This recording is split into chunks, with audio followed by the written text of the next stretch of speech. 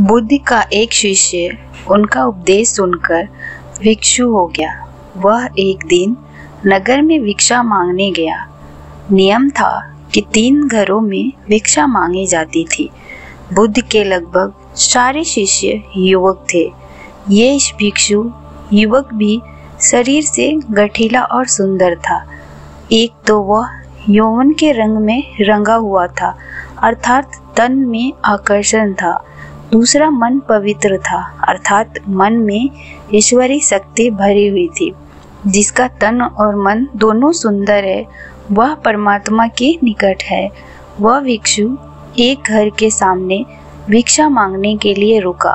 वह मकान वासवंदना नाम की एक वैश्या का था।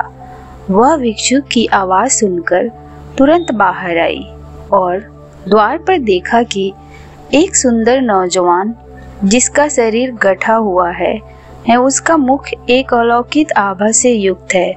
उसको देखकर ऐसा लग रहा था कि वह भिक्षु युवक शांति और आनंद में डूबा हुआ है।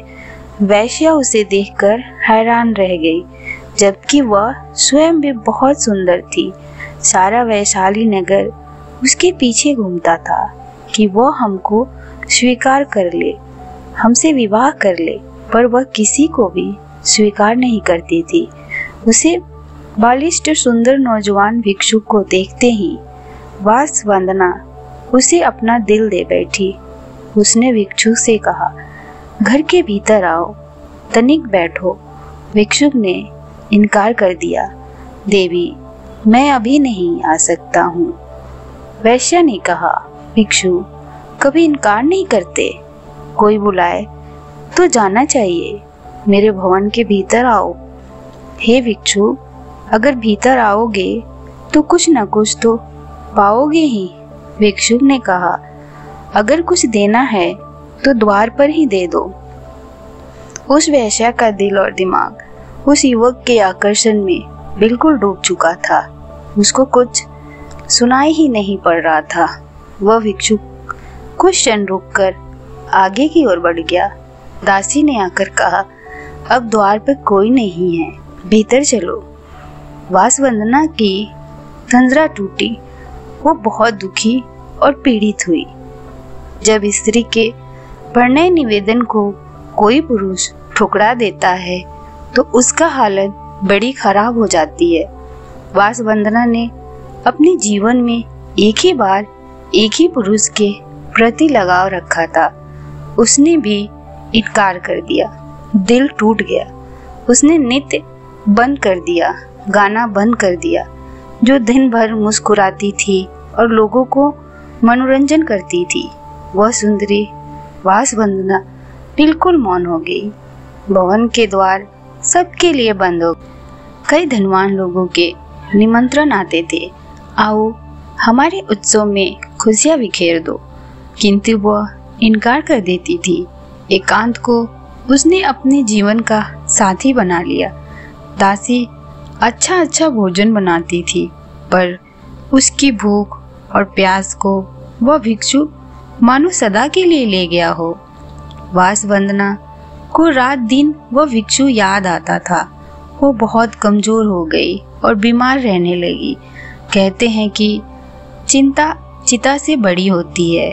चिता एक बार जलती है और चिंता सदैव जलाती रहती है। वह कहीं आती जाती नहीं थी। एक ही स्थान पर लेटे लेटे उसके शरीर में कई जख्म हो गए। उसकी सुंदरता कुरूपता में बदल गई। अब उसे कोई देखना भी पसंद नहीं करता था। बहुत समय के बाद फिर वही भिक्षु उस नगर में पुनः आया। उसे मालूम पड़ा कि वासवंदना बहुत बीमार है। उसकी हालत बहुत खराब है। भिक्षु उसके द्वार पर गया। दासी ने जाकर कहा कि वही भिक्षु आया है। वासवंदना ने दासी से कहा, यहाँ पर मत आने दो। जब मैं सुंदर युवती थी, बहुत सुंदर थी, तब मेरा निवेदन स्वीकार न किया। अब मैं बदसूरत और बीमार हो गई हूँ। अब मैं उसके सामने कैसे जाऊँ? नहीं जाऊंगी। पर भिक्षु आ गए। हे देवी, आज तुझे मेरी ज़रूरत है। उस समय तुमको मेरी ज़रूरत नहीं थी।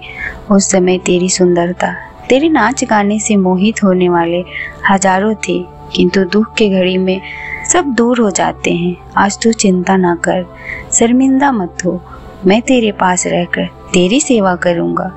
भिक्षु ने पवित्र भाव से उसकी सेवा की। बासवंदता की वासना मिट गई, उसका विवेक जाग उठा। भिक्षु उसे बुद्ध के पास ले आए।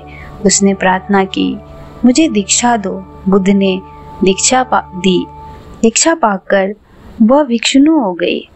अपना जीवन पतित से पावन कर लिया।